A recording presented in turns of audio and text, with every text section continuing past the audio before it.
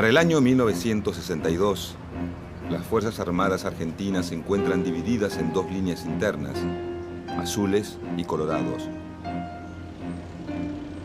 El bando azul, integrado por militares de extracción nacionalista, propone el alejamiento de las Fuerzas Armadas de la política y exige un rápido llamado a elecciones.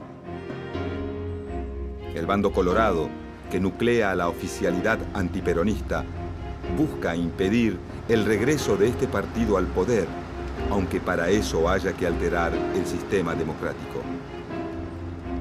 A mediados de septiembre, la crisis entre los dos bandos estalla y se desata un combate que mantiene en vilo a todo el país.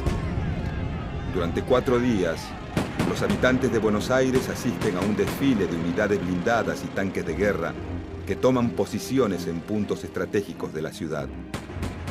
Finalmente, el 22 de septiembre, azules y colorados se enfrentan en Plaza Constitución, Parque Chacabuco y en la Escuela de Mecánica del Ejército. Esa misma noche, el Comando Colorado se rinde y el presidente de la República, José María Guido, designa comandante en jefe del ejército al líder del bando azul, el general Juan Carlos Onganía. No se trata de un hecho menor. El ejército argentino se ha convertido en un actor fundamental de la política argentina y sus disputas internas repercuten de forma directa en los destinos del país.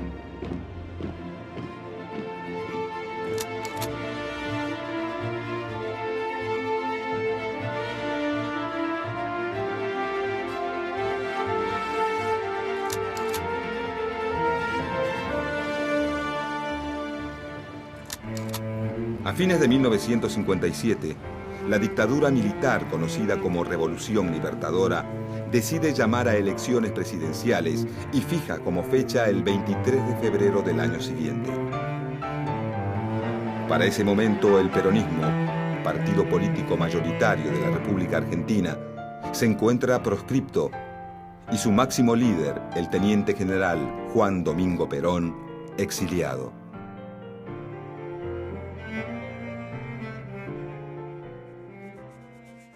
Dos fuerzas políticas surgidas del radicalismo se disputan el poder en las próximas elecciones. La Unión Cívica Radical del Pueblo, liderada por Ricardo Balbín, más cercano a las posiciones del gobierno militar y partidario de excluir al peronismo del sistema político. Y la Unión Cívica Radical Intransigente, liderada por Arturo Frondizi, quien pocas semanas antes de los comicios decide hacer un pacto electoral con Perón. Mediante el pacto Perón-Frondizi, el candidato intransigente promete levantar la proscripción del partido peronista siempre y cuando Perón le garantice el voto de sus seguidores. Pocos días antes de las elecciones, Juan Domingo Perón, desde su exilio en República Dominicana, aconseja a sus partidarios votar por el candidato de la UCR intransigente. Finalmente, en las elecciones de febrero de 1958, con un apoyo importante del electorado peronista, triunfa por un amplio margen la fórmula Arturo Frondizi y Alejandro Gómez. El 1 de mayo de ese mismo año, Arturo Frondizi asume como presidente de la nación.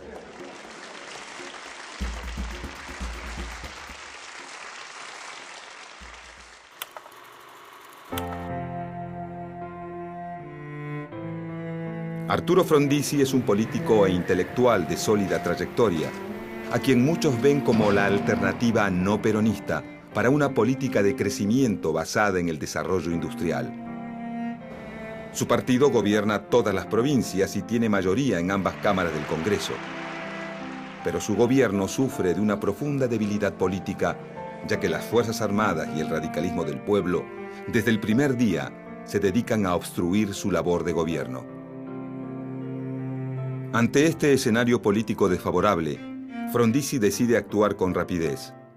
En sus primeros meses de gobierno otorga un aumento de salarios del 60%, dicta leyes que favorecen la erradicación de capitales extranjeros, firma acuerdos de explotación petrolera con empresas europeas y norteamericanas y estimula inversiones en áreas consideradas estratégicas, como la celulosa, la energía y las industrias automotriz y siderúrgica. En el plano político, Frondizi decreta una amnistía y permite a varios líderes sindicales peronistas retomar el control de sus gremios, aunque no cumple con su promesa inicial de levantar la proscripción del peronismo. En poco tiempo, las políticas desarrollistas impulsadas por Frondizi hacen que la economía argentina crezca de manera notable. Pero el aumento de la actividad industrial genera una masiva importación de insumos que rápidamente se traduce en inflación y déficit en la balanza de pagos. Con el fin de controlar esta situación, el gobierno pide un préstamo al Fondo Monetario Internacional y lanza un plan de ajuste que incluye fuertes medidas de austeridad. Pero los meses pasan y la crisis no cede. Presionado por los sectores militares, Frondizi nombra como ministro de Economía a Álvaro Alzogaray. A pocos días de asumir, el nuevo ministro devalúa la moneda, congela los salarios y reduce el control del Estado sobre la actividad privada. Estas medidas reducen el poder adquisitivo de los trabajadores y provocan un rápido aumento del desempleo. En cuestión de meses, el conflicto con el movimiento obrero estalla. Los sindicatos peronistas, cada vez más descontentos con las políticas de Frondizi, lanzan un plan de lucha que incluye huelgas y ocupaciones de fábricas.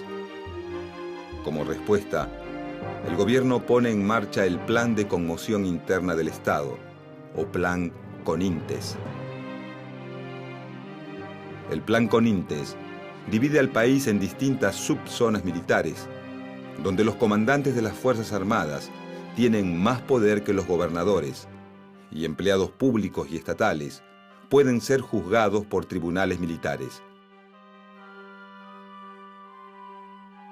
Respaldado por este plan, el gobierno de Frondizi autoriza a reprimir militarmente toda huelga o conflicto obrero. Al mismo tiempo interviene los sindicatos y ordena el despido de los delegados más combativos. Esta actitud termina por alejar definitivamente a Frondizi del peronismo, que deja de ser el aliado díscolo de su gobierno para convertirse en su opositor más decidido. A medida que el conflicto entre Arturo Frondizi y el peronismo avanza, otro sector entra en crisis con el gobierno. Desde los inicios de su mandato, las presiones de los militares se llevan a cabo con una frecuencia casi cotidiana. Estas presiones, conocidas como planteos, tienen como principal objetivo impedir el resurgimiento del peronismo. Pero con la llegada de los años 60, los militares argentinos orientan su atención hacia un nuevo enemigo. El 1 de enero de 1959, un grupo de jóvenes revolucionarios toman el control de la ciudad de La Habana, Cuba, poniendo fin a la dictadura de Fulgencio Batista en ese país. Con el pasar de los meses, el gobierno revolucionario cubano, dirigido por figuras como Fidel Castro y Ernesto Che Guevara, va virando de una postura nacionalista hacia tendencias más socialistas. Este cambio enciende la alarma del gobierno de los Estados Unidos, que teme un avance del comunismo sobre el continente americano. Inmediatamente el presidente John Fitzgerald Kennedy hace un llamado a sus pares continentales para que condenen y aíslen al país caribeño. Arturo Frondizi, si bien coincide en varios aspectos con la política exterior norteamericana, decide no sumarse a esta iniciativa e incluso en 1961 mantiene una entrevista secreta con el Che Guevara. La decisión de Frondizi de no sumarse al boicot a Cuba reavivan las sospechas de las Fuerzas Armadas, que aumentan la frecuencia de sus planteos hasta obligar al presidente a romper relaciones con el gobierno revolucionario cubano.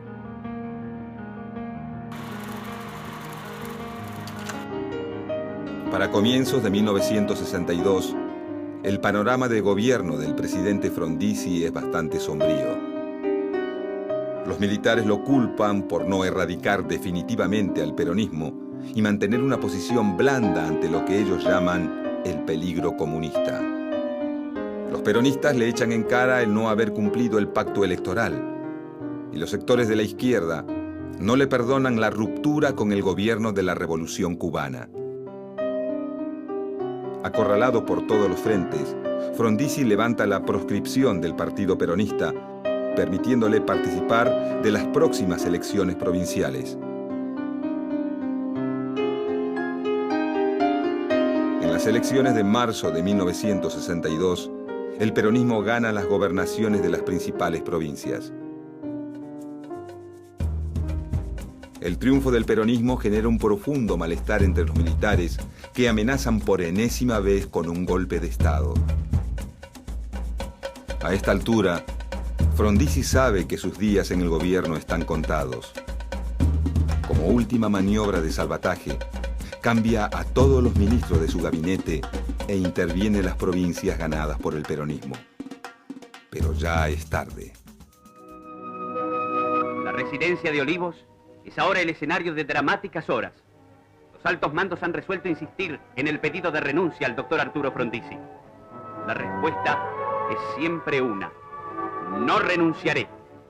Son las 7 y el presidente queda arrestado.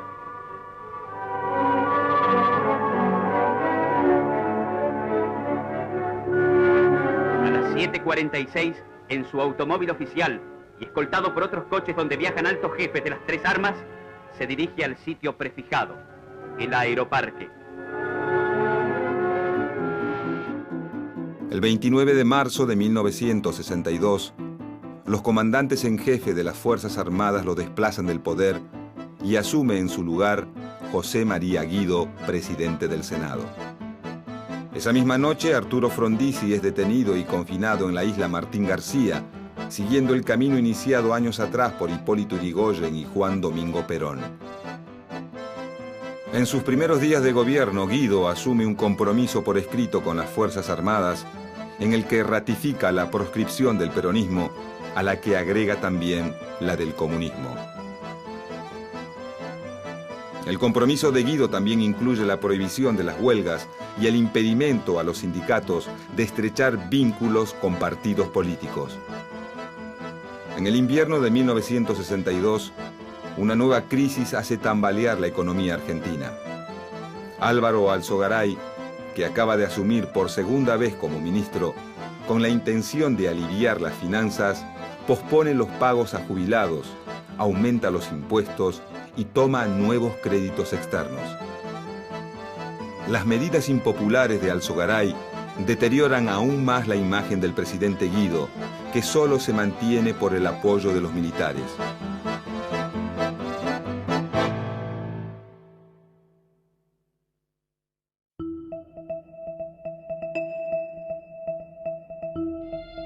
En septiembre de 1962, estalla una crisis entre los militares.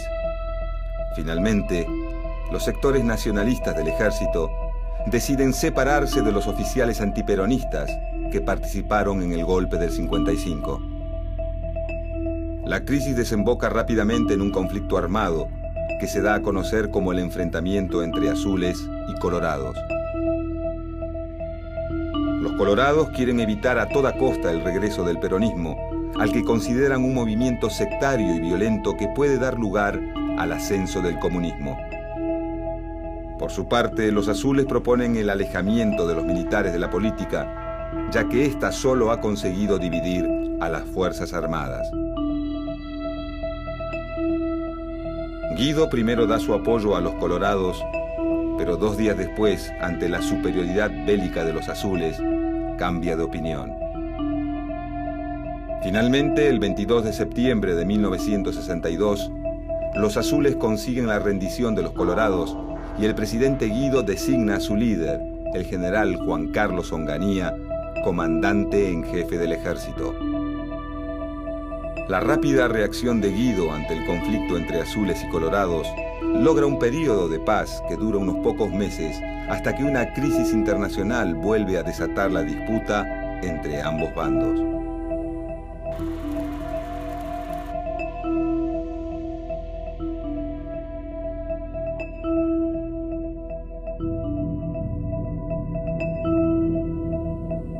En octubre de 1962, el presidente Kennedy denuncia la pretensión de la Unión Soviética de instalar misiles en territorio cubano e inmediatamente decreta el bloqueo naval a la isla.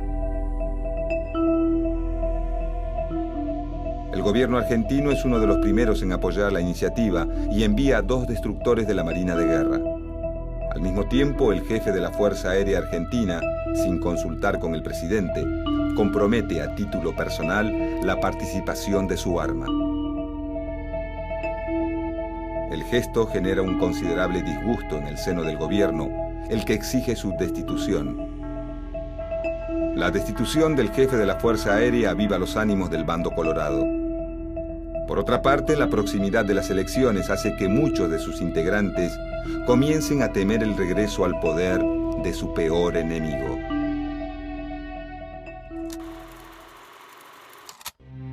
En abril de 1963, estalla un nuevo levantamiento militar, esta vez colorado, en el que también participa la Marina junto a sectores del Ejército y la Fuerza Aérea.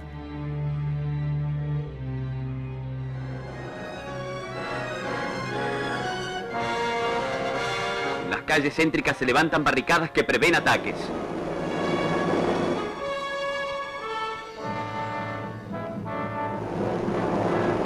Onganía, comandante en jefe del ejército, se pone al frente de la represión.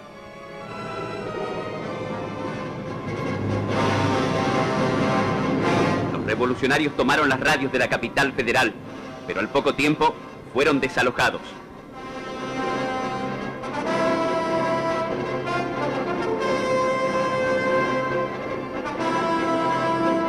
A la hora 15 del mismo día, el aeroparque en poder de los rebeldes se rinde ante las fuerzas del gobierno. Al promediar la tarde, Campo de Mayo acude a un dramático llamado. Lo lanza el regimiento C8 de Magdalena, que imprevistamente es bombardeado por aviones de la Marina sublevada.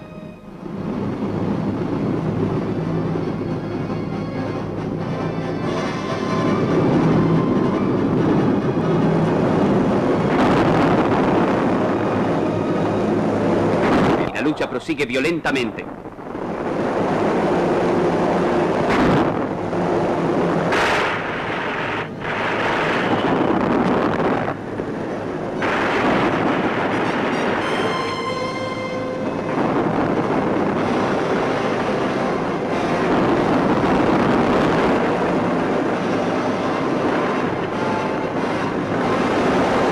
Naval no cesa en su hostigamiento.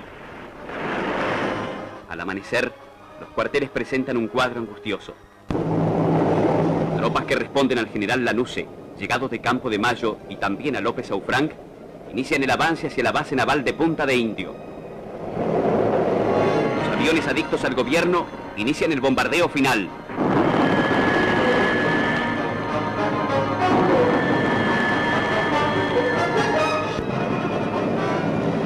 Infantes de Marina se rinden. Las tropas gubernistas ocupan la base que encuentran abandonada. Su jefe ha huido.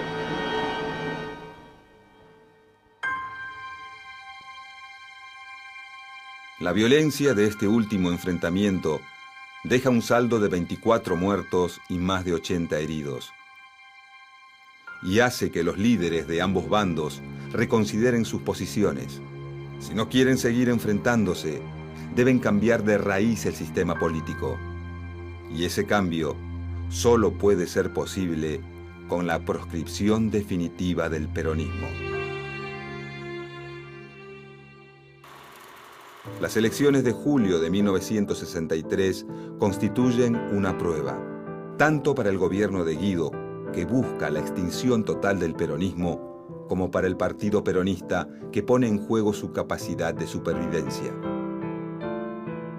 Para esta época, varios dirigentes sindicales peronistas intentan pasar por alto la autoridad de Perón e imponer sus propios candidatos.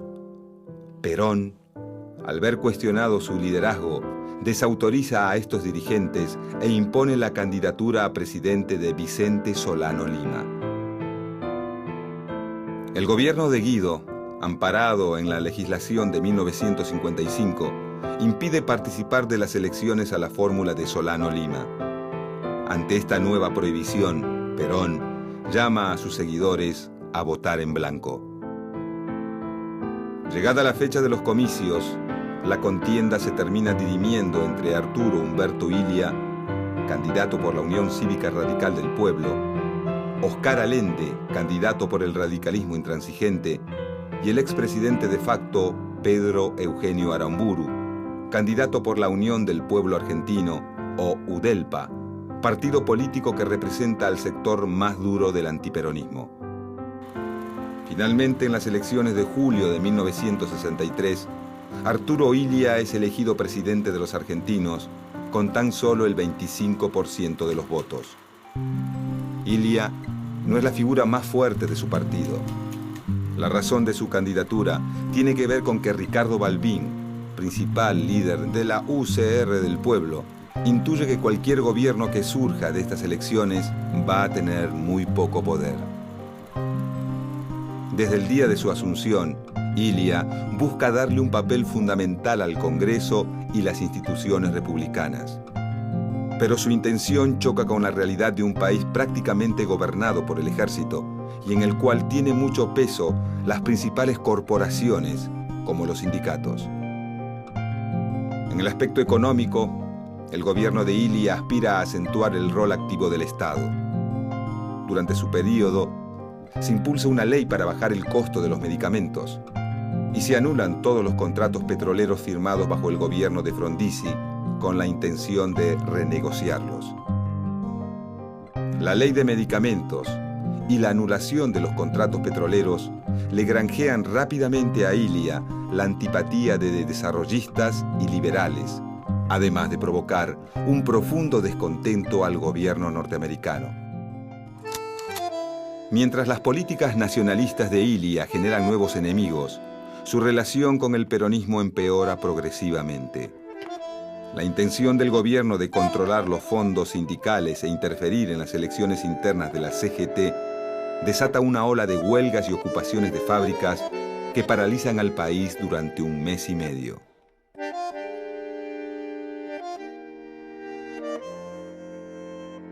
Para ese momento, la relación de Perón con algunos líderes de la CGT es de mutua desconfianza. En los últimos meses de 1964, el sector liderado por el dirigente metalúrgico Augusto Timoteo Bandor ensaya un regreso de Perón al país y monta para ello un audaz operativo político.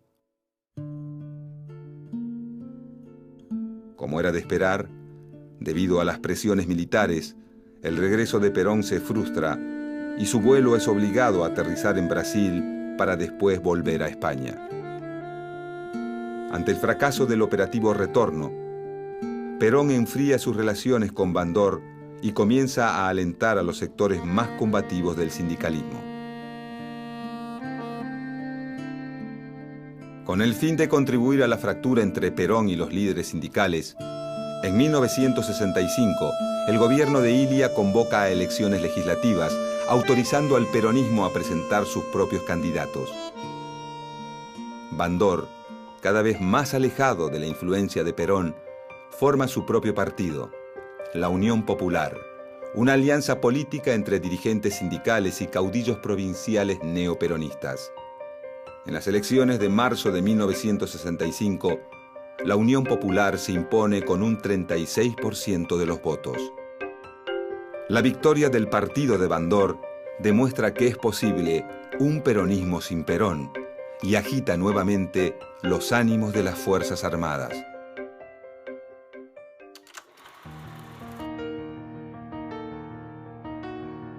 Durante el gobierno de Illia, las relaciones entre el ejército argentino y el Departamento de Estado norteamericano se vuelven cada vez más estrechas.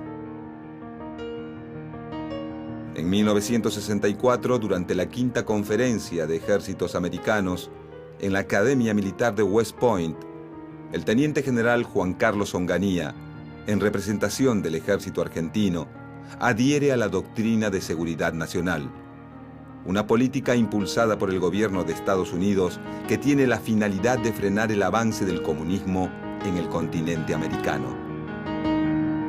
Esta doctrina, que faculta a las Fuerzas Armadas a reprimir cualquier movimiento ideológico o político contrario a los intereses del mundo capitalista, es usada por algunos militares argentinos como excusa para combatir a sus enemigos políticos y establecer en el país un mayor control militar.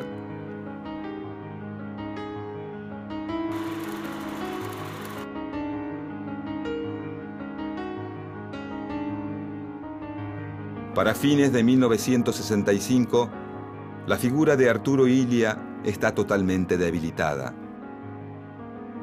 Una campaña de prensa fogoneada por el sector azul de las Fuerzas Armadas y los sectores más conservadores de la Iglesia y el empresariado insiste en mostrarlo como lento, ineficaz y falto de energía. A la vez, intenta imponer la figura del general Onganía como el hombre fuerte de Argentina, el único con la capacidad suficiente para solucionar sus problemas y combatir al comunismo. La campaña de prensa tiene un efecto inmediato sobre la opinión pública, y para mediados de 1966, el gobierno de Illia se encuentra al borde del abismo.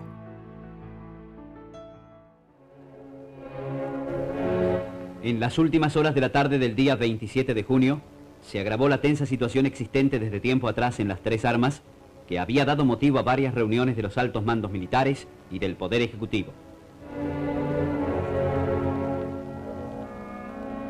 La grave crisis institucional culminó con la separación del doctor Arturo Illia del cargo de presidente de la Nación. Mientras esto ocurría, las tropas fueron ocupando los lugares claves de la ciudad para mantener un orden que en ningún momento fue alterado. Los ministros, que habían sido llamados con urgencia, llegaron a la Casa de Gobierno para realizar una reunión de gabinete, a cuyo final todos presentaron sus renuncias. Al día siguiente, el expresidente abandonó la Casa de Gobierno, partiendo en un automóvil hacia la residencia de un hermano en la provincia de Buenos Aires.